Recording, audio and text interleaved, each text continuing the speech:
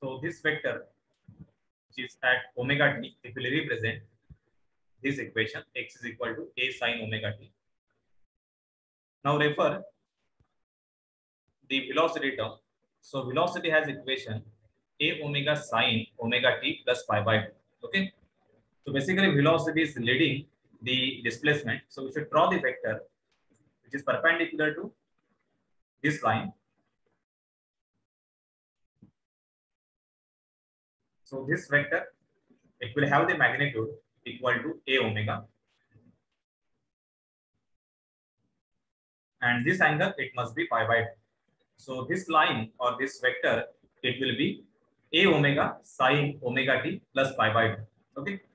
And after that, the final vector, that is acceleration, this is minus a omega square sine omega t. So as this is negative, it is having the same angle omega t. Okay. If this would have been the positive value plus a omega square sine omega t, then we would have shown the vector in this direction only. Okay. But as the sign is negative, that means we should show this vector exactly in opposite direction. Okay.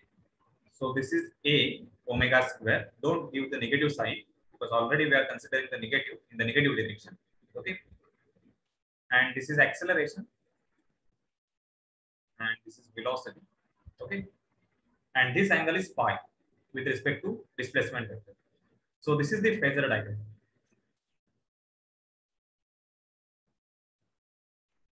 So phasor diagram, it gives the phase relation or angle relation between the velocity, displacement and the acceleration. Okay. So this is all about the simple harmonic motion. So there can be a question in your exam that derive the equation for simple harmonic motion and show the phasor relation between the displacement, velocity and acceleration. Okay. So this is the explanation.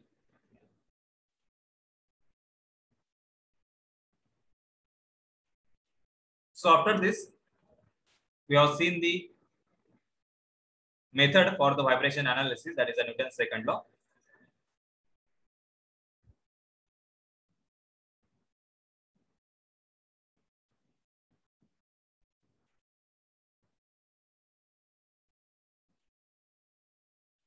So I will revise that part, Newton's second law method.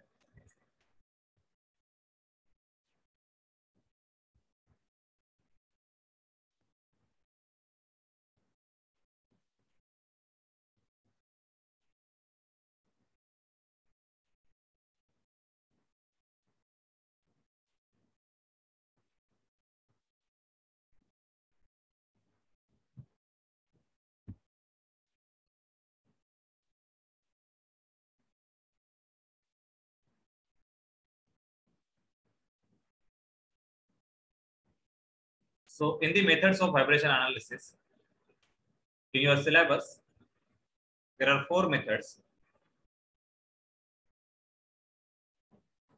So the first method, this is Newton's second law, or this is the D'Alembert's method.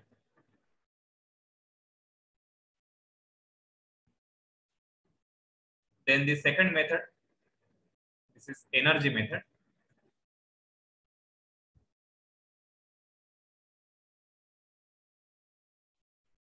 Third is the Rayleigh's method.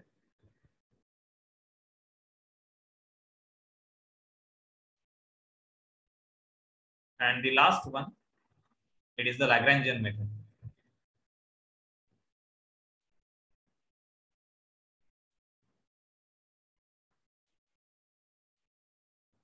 Okay. So let us see the first method, which is Newton's second law or the D'Alembert's method.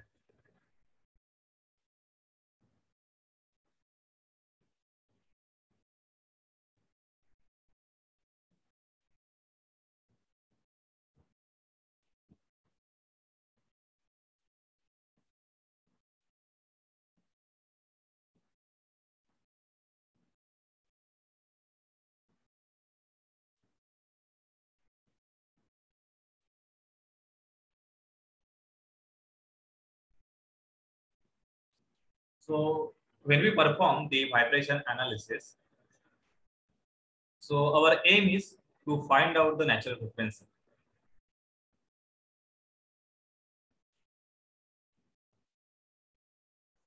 Okay. So in this dynamics of machinery syllabus, we will find out the natural frequency by analytical method. Okay. That means we need to find out the differential equation of motion. Okay. For the given system. So to write the equation of motion. Okay, so equation of motion is what? The equation that will describe the vibration phenomena. So vibration, it is the physical phenomena. Okay, so we need to describe this phenomena by using the mathematical equation. Okay, so this is called as the equation of motion. And once we get the equation of motion, we will compare this equation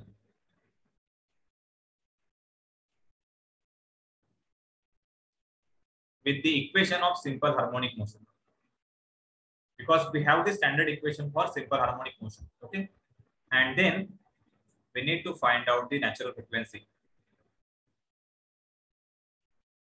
Okay, so this is the complete procedure when we use any one method, either Newton's second law, energy method, Rayleigh's or Lagrangian method. Okay, this is the important step to write the equation of motion, or to be more specific, this is the differential equation. Okay, so let us see how to use that Newton's second law.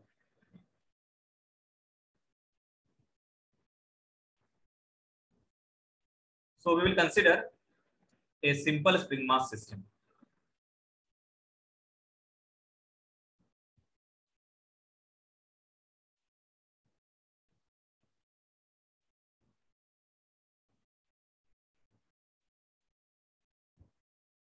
Okay, so simple spring mass system, it meaning is it is a single degree of freedom system.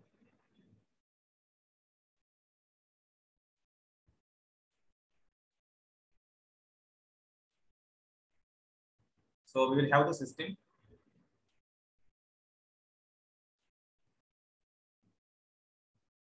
like this: one spring and one mass. Okay, so for this system, we have to find out the what is the equation for natural frequency. Okay, so assume you have just taken one spring. This is the free length. Okay, after that we have connected the mass.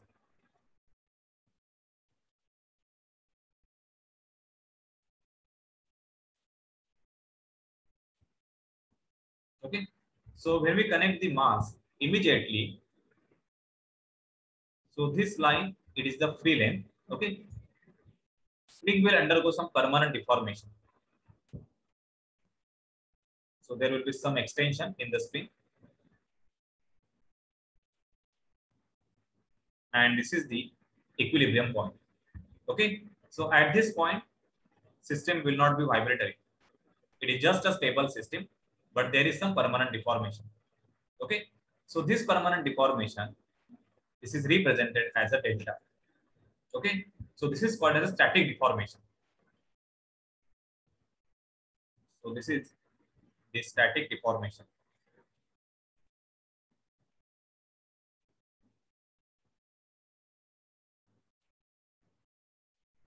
So static deformation means what? At this deformation, system is a stationary. It is not vibratory. Okay.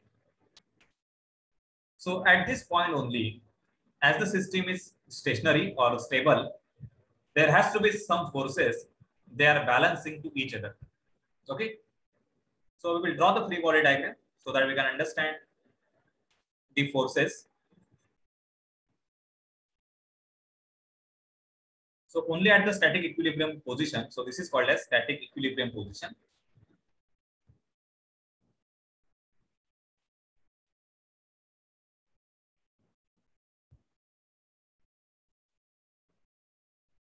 So at this position only, if I draw the free body diagram,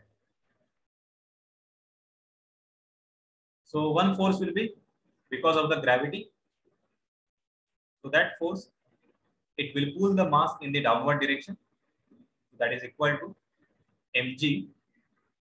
And what is the opposing force or resisting force to the gravity? It is nothing but the force developed in the spring because of this deformation. Okay. So this force, it will try to pull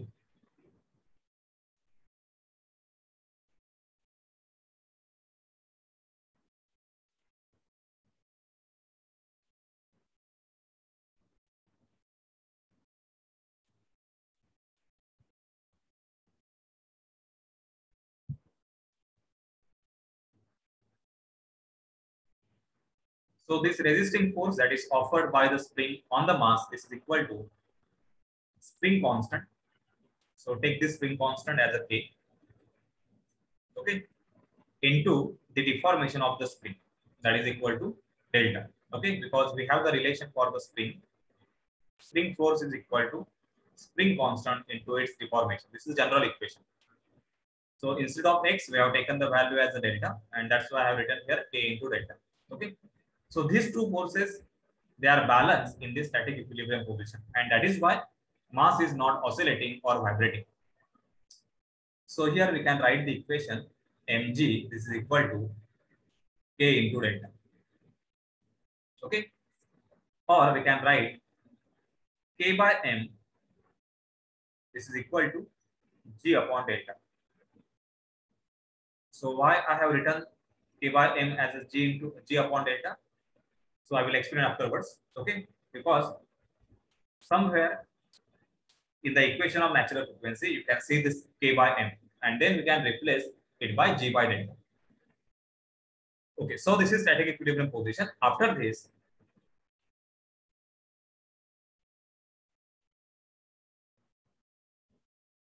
so just imagine there is a permanent deformation up to this line. So I will draw that line as a reference for the next oscillation because of the external excitation. So right now mass is here. There is a permanent deformation. So this is the deformed spring. Okay. Now if you want to oscillate the system continuously, we need to give some external displacement. Okay. So this external displacement only at the initial condition, this is represented as a x. Okay. So this is called as initial excitation. So this is initial excitation or initial displacement. Okay. So when you will solve the problems on the free vibration or on the force vibration, this term will appear in your problem. Initial excitation, initial displacement. Okay. So because of this initial displacement, this mass, it will move to next downward position. Okay. By this amount that is equal to x. Okay. So at this condition, when the mass is deformed, a mass is displaced in the downward direction, the spring will again get extended by amount x. So now if you draw the free body diagram at this condition only, then in this free body diagram, let us see the total forces. So mg will be there because of gravity. Okay. Second force, it will be spring force. Okay. Now for the spring force, we need to consider the total deformation with respect to this free line.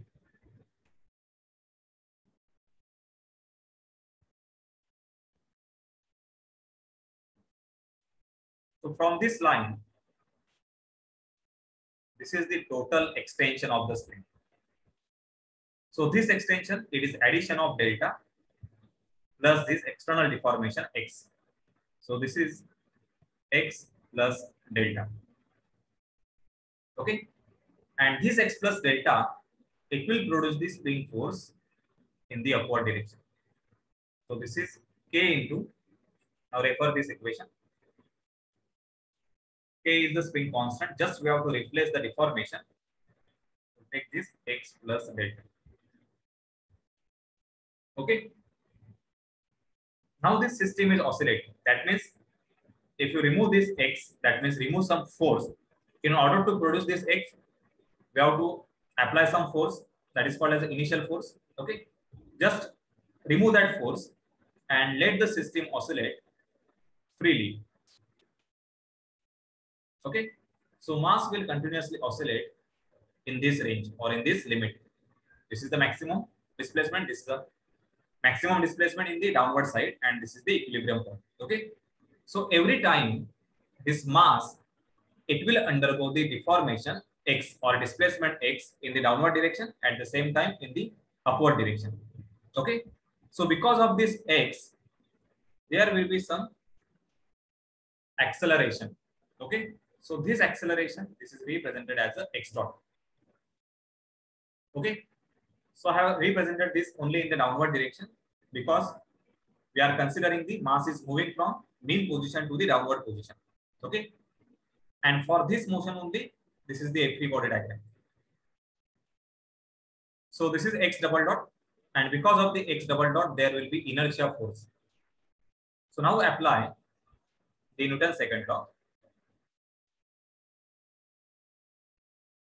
to this free body diagram. Okay, so what is Newton's second law? Summation of forces, this is equal to mass into acceleration. Okay, so here we will consider the forces only in the y direction. So this acceleration, it will be only in the y direction. There is no displacement in the x direction. So in this summation of forces, just consider all the external forces. So here external forces. So what are the external forces? Mg and this kx plus delta. So consider the sign for downward direction, consider negative.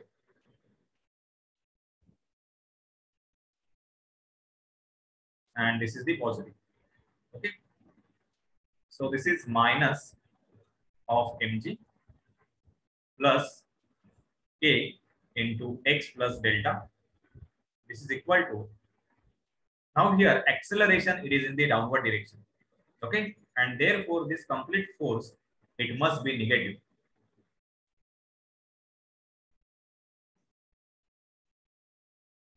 So this will be minus m. Now don't write ay. So what is ay? This is the acceleration. So in the vibration, we represent as a x double dot. So this will be x double dot. Okay. So from this equation, we will try to simplify this equation.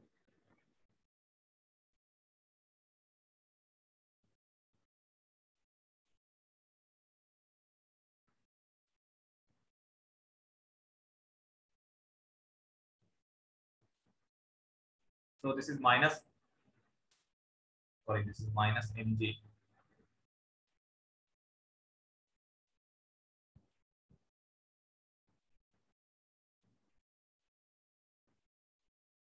plus k into x plus delta.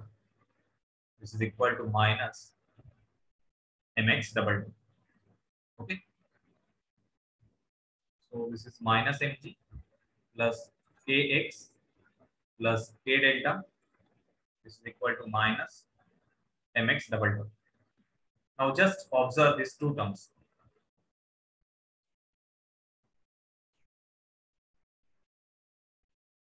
Okay, so this represents the static equilibrium position. So you can observe here.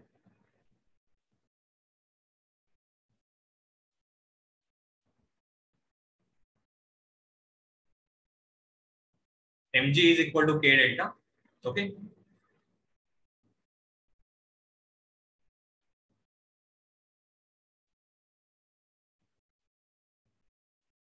So we can cancel out these two terms. Okay, and then remaining value is kx. So take this value on the negative side. So this is equal to mx double dot plus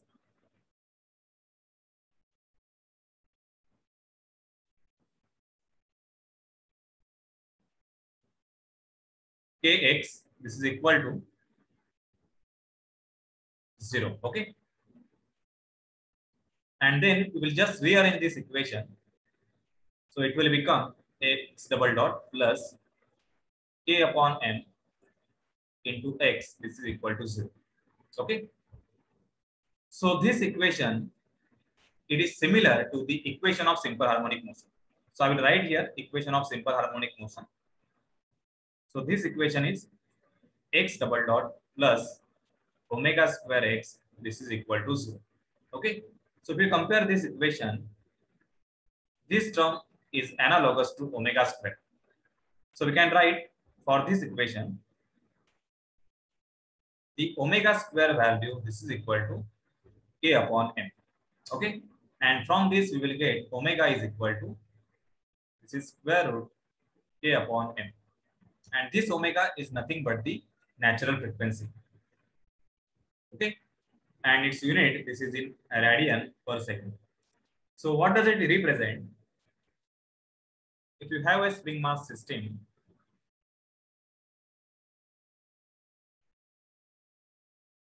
okay, and if you give some initial excitation, let us say this is x, and after that you remove the force, then this mass will continuously oscillate for the infinite time without any loss of its amplitude, okay, with the frequency which is equal to square root k upon m.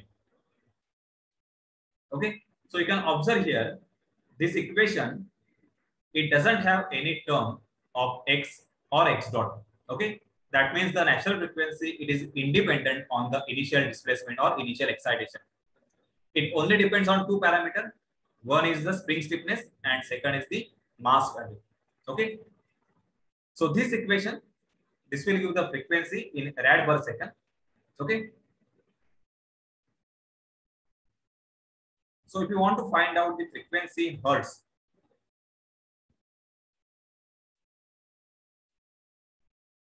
so we know the equation for omega. So omega, it represents frequency in radian per second, or this is angular speed. So just write here omega is equal to 2 pi n. Okay, and the small n is nothing but frequency in hertz. So that is equal to omega n divided by 2 pi. Okay, so this will be square root k upon m divided by 2 pi. So this will give the answer in terms of hertz. Okay, and from this, if you want to find out the time period,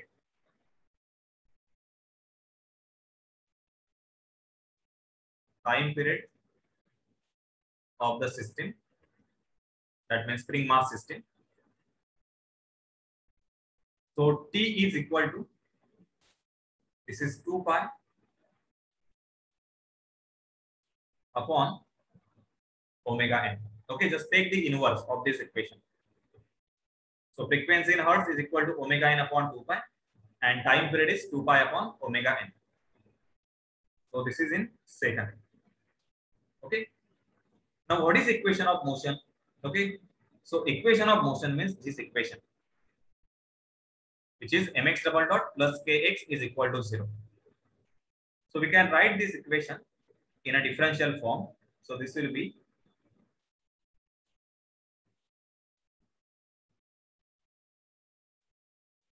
m d square x upon dt square plus k x of t, this is equal to 0. So this is called as an equation of motion. So equation of motion, it represents the differential equation for a given physical vibration process, and it carries both the terms. One is the inertia term and second is the spring term, that is a restoring force. Okay, so this term mx double dot, this is called as the inertia term, and this is the spring term, that is a spring force. Okay, so this is the use of Newton's second law to derive the equation for natural frequency.